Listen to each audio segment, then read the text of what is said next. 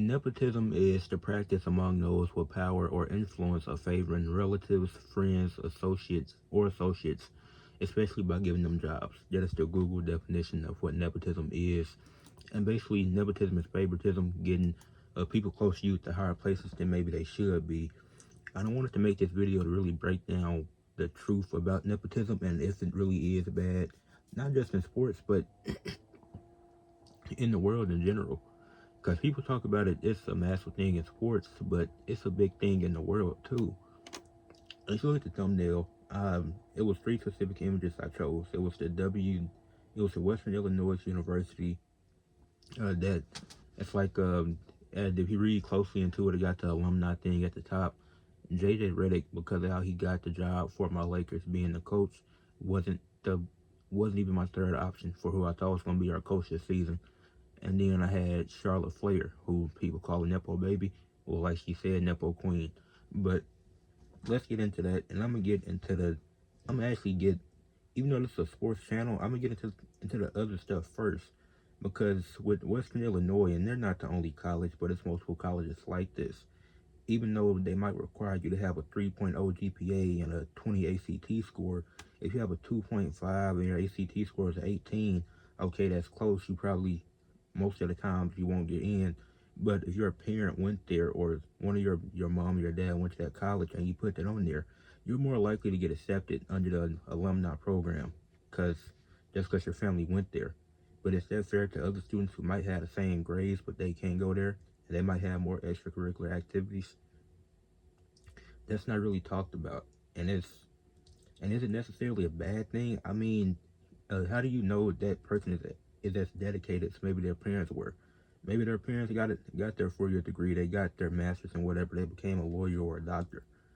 But that kid isn't as he or she didn't work as hard as they did in school. It's the reason why their grades are lower than what their parents were, and you're saying that they should get into school because they have relatives that went there. Even when you look on job applications, you apply to Sam's or Walmart, they're gonna ask you on the application, did you have a relative to work here? Because they want to know, and they use that, and you're more likely to get the job because you knew somebody that worked there. They put in a good word for you. So that's examples of nepotism, not just, and that's just in the world in general. Even you look at how Mike Dunleavy Jr., he's with the Warriors now in a top position with management. How did he get that? Because his dad, Mike Dunleavy. That's how he got there. That's how he got that position. And it's not to say that any of these people are bad or that they suck at what they do, but nepotism has always existed. I'm not going to try to make this super long, but that's just the main points of it's nepotism in the world. You can get into a college, even though your GPA and the ACT might not, or your SAT might not be what the colleges want. Well, if your parent went here, then you can be an alumni, even if it doesn't meet our criteria. That's stupid. In my opinion, that's stupid. You should have to earn it. You should have to have grades to get there. You shouldn't just get into a college because your parents went there. That's not fair, and life isn't fair. That's just the reality of the situation. And then jobs. Why should it matter if a parent or somebody or a relative work there? Why do they need to know that? Do they think you can add the same production they did? Do you think that they're worse than they are? Like, it can be a positive and a negative, but I don't think it's really necessary for the companies to know that. You need to be looking at what they can do and how they can help your company. Now let's get into sports. And the biggest is, it's talked about a lot with wrestling, so I'm gonna get into it now. Charlotte Flair. It's always the main two wrestlers it's used for, Charlotte Flair and Jey Uso.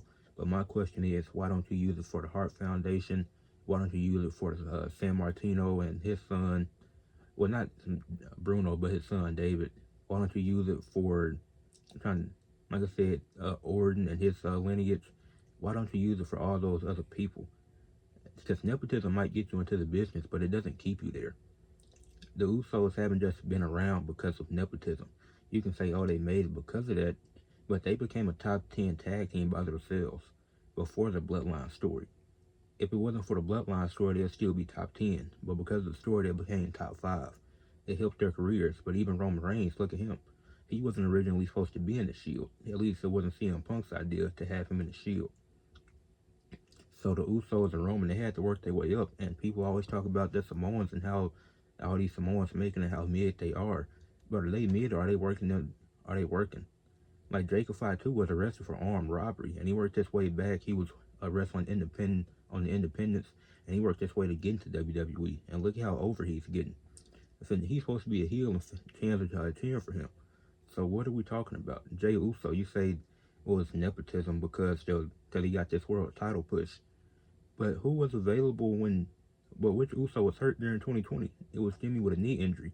And how did they start the bloodline story? They started it with Roman and Jay, a family story that got personal and that was fun for the pandemic that everybody enjoyed. And the fans, the same ones screaming nepotism, are the ones that wanted him to beat Roman at in 2023 when the championship was on the line at SummerSlam for the third time. So I find it hard to say it's nepotism with the Samoans, but you don't look at the other families. Like, okay, they might get more opportunities than other, but Jay Uso didn't. Jay Uso had to work for this. Jay Uso, his character is not just a yeet. It is now, but that was not always his character. When he was the right hand, even before he was the right hand man, when he was saying he don't want to be, when he want to be the champion and not walk into the room and hear which one are you, like, do y'all freak? Like, it's really recency bias because Jay Uso has cut some good promos over the last few years. Him and Jimmy did some great stuff. The Usos got put on when they had their feud with the New Day.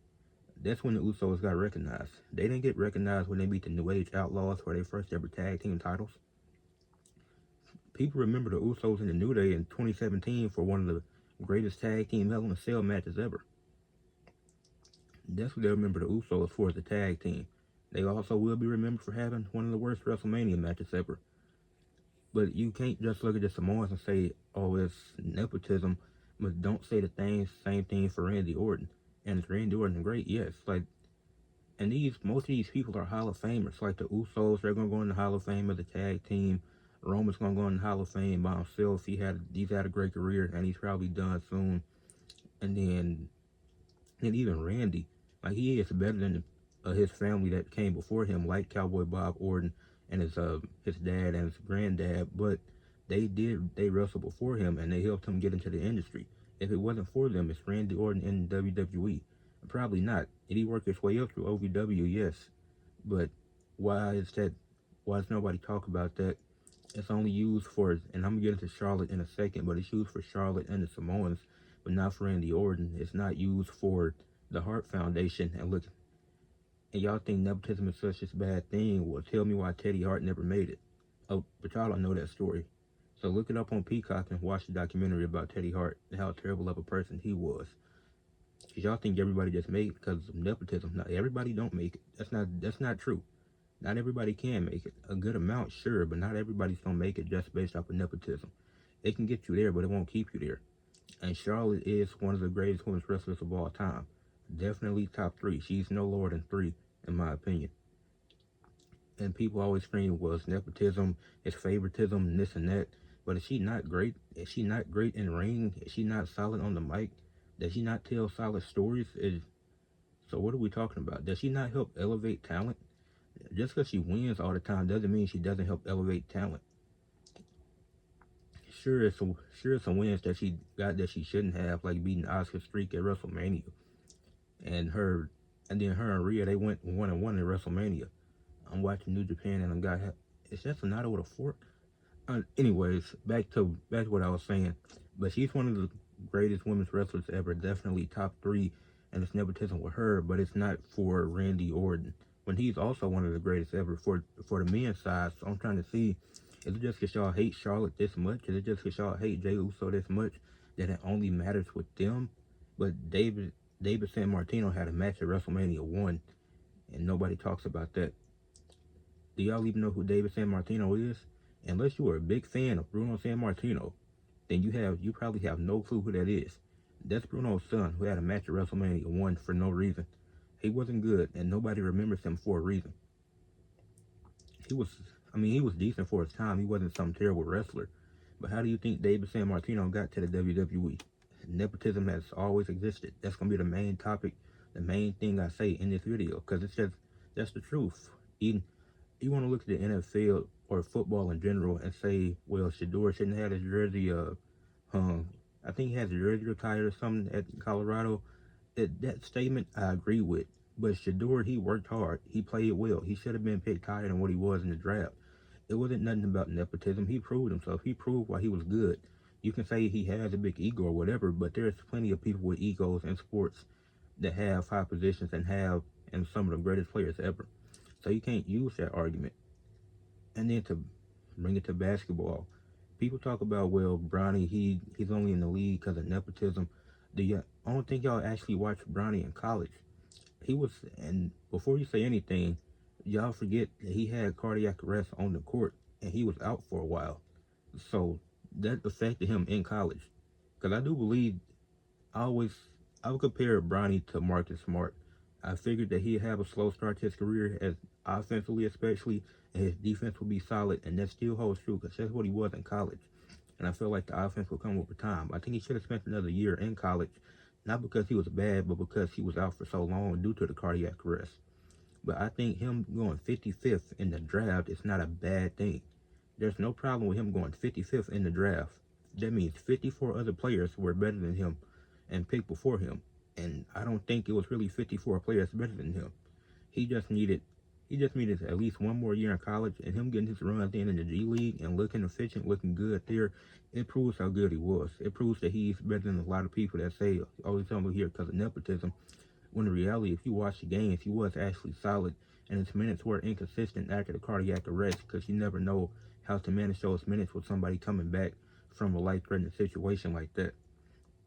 The real nepotism story of the Lakers is J.J. Redick, because in the definition that I read earlier, it said favoritism to help their friends, relatives, get to high places.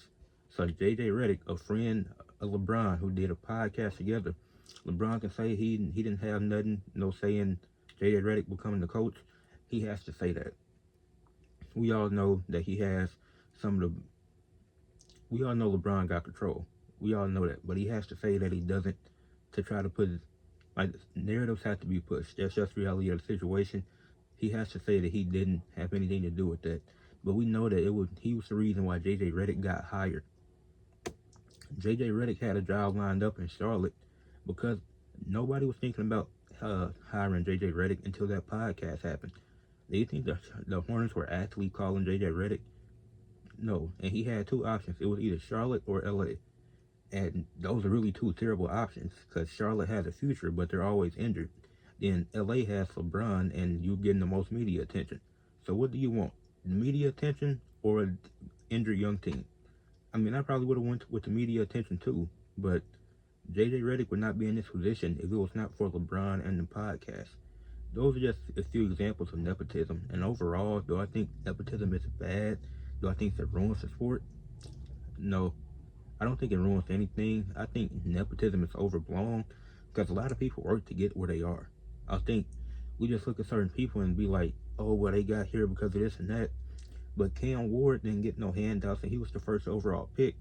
So why don't we focus on the guys that put the work in and looked amazing? Travis Hunter, he's playing both sides of the ball. He looks great doing it, and he unlikely to do that consistently in the NFL. But he went second overall.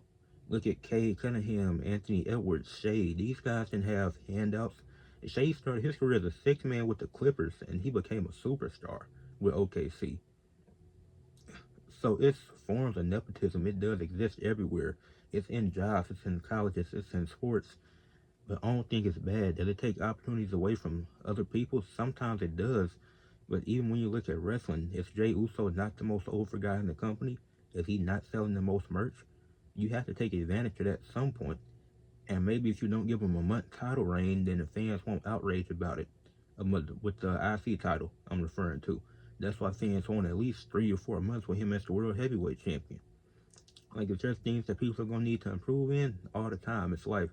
Nobody is perfect. But nepotism, it's always existed. Can it be bad? Yes, it can be sometimes. Can it be annoying? Yes, it can be sometimes. But for the most part, it's overblown, and it doesn't take away as many opportunities as y'all truly think. Because at the end of the day, you still got to put the work in. Because nepotism can only get you so far. It can get you into a league or into a big company, but you have to keep yourself there. Once you get there, it all depends on what you're able to do. And that's my honest take on it. That's how I feel about it. Leave a like on the video, subscribe to the channel, and comment what y'all think about nepotism. Do you think it's good? Do you think it's bad? Or are you in between?